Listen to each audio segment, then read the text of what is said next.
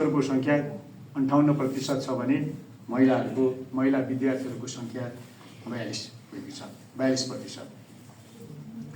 यो पुरस्कारलाई मैले अघि नै निवेदन गरेँ कि हामीले हाम्रो आन्तरिक स्रोतबाट जे जति भ्याउँछ सबै विद्यार्थीहरूलाई, यस्ता विद्यार्थीहरूलाई हामीले दिँदै गरिआएकोमा 61 सालदेखि केही हाम्रा स्वर्गीय रामबहादुर केसीले यो छात्रवृत्तिलाई निरन्तरता दिनुपर्छ भनेर उहाँले पहिला 5 लाख, त्यसपछि 7 लाख रुपियाँ राखेर उहाँ स्वर्गीय रामबहादुर केसी र उहाँकै धर्मपत्नी जो अहिले यहाँ हामीसँग हुनुहुन्छ किशु केसीबाट आफ्नो छोरा माइकल केसीको नाममा माइकल केसी युवा छात्रवृत्ति स्थापना गरिदिनु भयो र त्यसैको ब्याजबाट हामीले यो छात्रवृत्ति दिने गरेका हौँ र अहिलेसम्म त्यो छात्रवृत्तिबाट 184 जना व्यक्तिहरू लाभान्वित भइसक्नु भएको छ र म यस अवसरमा स्वर्गीय रामबहादुर केसीज्यूप्रति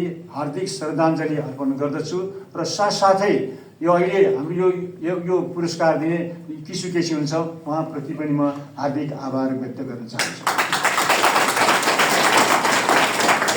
जब यो पुरस्कार चल्दै गयो 65 सालमा अर्का समाजसेवी जसले आफूले खाइ नखाई कमाएको पसिनाको पैसा कमाएर उहाँले पनि यसमा छात्रवृत्तिमा उहाँका श्रीमान र श्रीमती दुवै राखेर दिनुभयो। उहाँले 3 किस्ता गरेर उहाँले पनि 7 लाख नै दिनुभयो र उहाँकोमा उसमा नानीकाजी विष्टज्यू जो हामी कहाँ हुनुहुन्छ र उहाँको धर्मपत्नी स्वर्गीय भवानी विष्टज्यूले आफ्नो पिता आफ्नी माता मानकुमारी र बौद्धबहादुर विष्टको नाममा छात्रवृत्ति दिँदै आउनुभएको छ। म सबभन्दा पहिले त नानीकाजी विष्टज्यूलाई म हार्दिक कृतज्ञता व्यक्त गर्न चाहन्छु।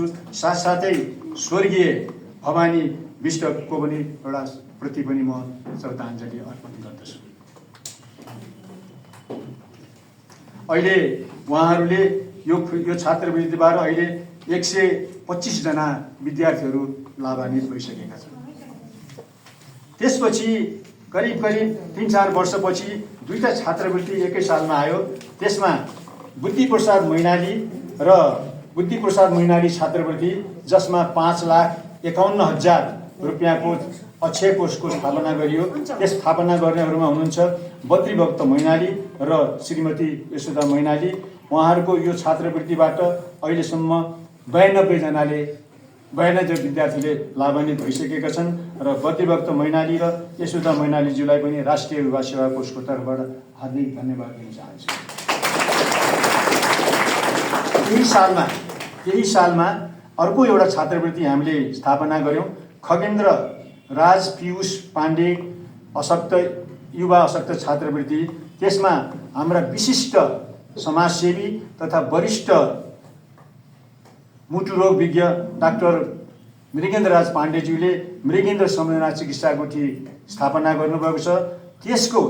त्यसैको मार्फत उहाँले 5,20,000 को राशि दिनुभएको छ र त्यहाँबाट अहिलेसम्म 81 जना विद्यार्थीहरू पुरस्कृत भइसकेका छन्।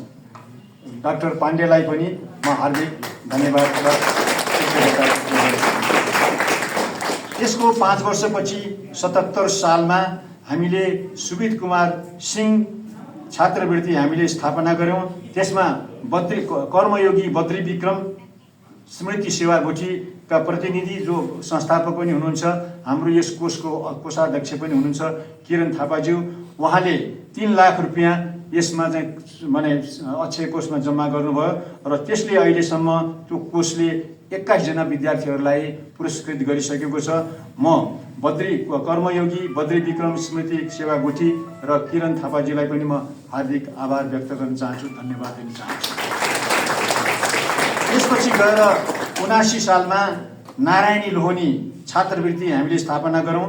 त्यसमा आफ्नो दिदीको नाममा कल्याण राज पाण्डेले 4 लाखको राशि यहाँ जम्मा गर्नुभयो र त्यस पुरस्कारबाट अहिले 25 जना लाभान्वित भइसकेका छन्। हाम्रो कल्याण राज पाण्डेज्यूलाई पनि म हार्दिक धन्यवाद दिन चाहन्छु र साथसाथै नारायणी लोहनी उहाँ स्वर्गीय भइसक्नुभयो। उहाँको आत्माले चिर शान्ति पाओस् भनेर श्रद्धाञ्जली व्यक्त गर्दै म हाम्रो कल्याणराज पाण्डेलाई राष्ट्रिय युवा सेवा कोषको तर्फबाट धेरै धेरै धन्यवाद दिन चाहन्छु। आदरणीय मित्रहरू, अहिले हामीलाई ब्याङ्कको दर असाध्यै नै उच्च, 1 लाख रुपियाँको जम्मा 3% मात्र पाउँछौँ। एउटा कुरो हाम्रो कोषाध्यक्ष किरण थापाजीको संयोजकतामा अथवा उहाँले समन्वय गरेर रण अम्बिका शाहबाट हामीलाई 20वटा छात्रवृत्तिको लागि 1 लाख रुपियाँ प्राप्त भएको थियो। त्यसको लागि पनि म त्यो रण अम्बिका शाह गुठीलाई म धन्यवाद दिँदै र हाम्रो कोषाध्यक्ष किरण थापाजीले जुन चाहिँ समन्वय भूमिका खेल्नुभयो त्यसको लागि पनि म धन्यवाद दिन चाहन्छु। अन्त्यमा हामीले के भन्न खोजेका छौँ भने अब यो पैसा हामीले हाम्रा संस्थापकहरूले जुन पैसा दिनुभएको छ कमसेकम उहाँहरूले दिनुभएको पैसाको जति जे भए पनि हामी कमसेकम बजेट ब्याजले भएन भने पनि हामीले त्यो पैसाको 1 लाखको कमसेकम एउटा पुरस्कार चाहिँ हामीले दिए हाम्रो आन्तरिक स्रोतबाट जसले भए पनि मिलाउँछौँ भन्ने हामीले म यहाँहरूलाई चाहिँ निवेदन गर्दै अब हामीले यो कोषमा धेरै यो छात्रवृत्तिको लागि धेरै यो सूचना प्रवाहदेखि हालसम्म निकै नै परिश्रम गर्नुपर्ने भएको हुनाले कहिले छात्रवृत्तिको लागि चाहिँ सूचना आउने, कहिले के गर्ने, कहिले जम्मै रेकर्डिङहरू गर्नको लागि हाम्रो कार्यालय सचिव नैना श्रेष्ठले चाहिँ अहोरात्र काम गर्नुभयो। उहाँलाई पनि म धन्यवाद दिन चाहन्छु र साथै यो काममा हौसला सधैँ समर्थन र मोरल सपोर्ट पाइरहेकोमा हाम्रा अध्यक्ष शङ्कर प्रसाद पाण्डेज्यूलाई पनि म हार्दिक धन्यवाद दिँदै अब म आजको कार्यक्रमको दोस्रो चरणमा यो पुरस्कार वितरण कार्यक्रममा म जान्छु। अब म यहाँलाई ढिलाइ नगरिकन अब म